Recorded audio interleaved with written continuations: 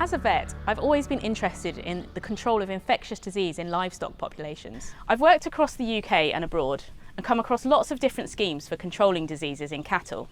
I knew that we had the science and skills to get these diseases under control, and yet I still saw them causing problems on farms. It made me wonder whether a more concerted effort across the board could help to improve the situation at a herd and a national level.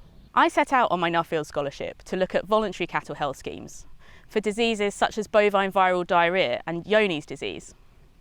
But I soon realised that these schemes simply don't exist in other parts of the world. However, the underlying success factors are often the same, whether we're looking at statutory disease control, for example TB or foot-and-mouth disease, or voluntary or industry schemes. I wanted to understand what are those key ingredients which underpin successful disease control in cattle. My travels took me to Europe, Southern Africa and New Zealand. I came across many different frameworks and systems, but one thing united everybody I spoke to: a desire for the best possible cattle health. However, this isn't the only reason for participation in cattle health schemes. There are also often financial, commercial or social benefits. But there are also trade-offs.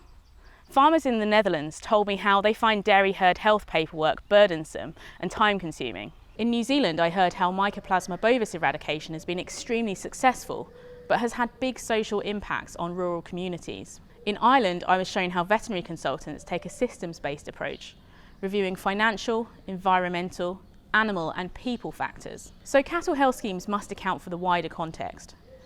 This can be a challenge for fragmented livestock industries, but the use of interconnected databases and technology can help. At a national level, frameworks which identify clear aims, milestones and responsibilities help with a cohesive approach. But in Norway, I learned how one size doesn't necessarily fit all, and flexibility is required at different stages of the scheme. This is the approach of the World Organization for Animal Health, who set international objectives, but empower individual member countries to decide on their own strategies. Communication and collaboration all the way up and down the chain is key, and this is applicable to cattle health schemes, whether global, national or local.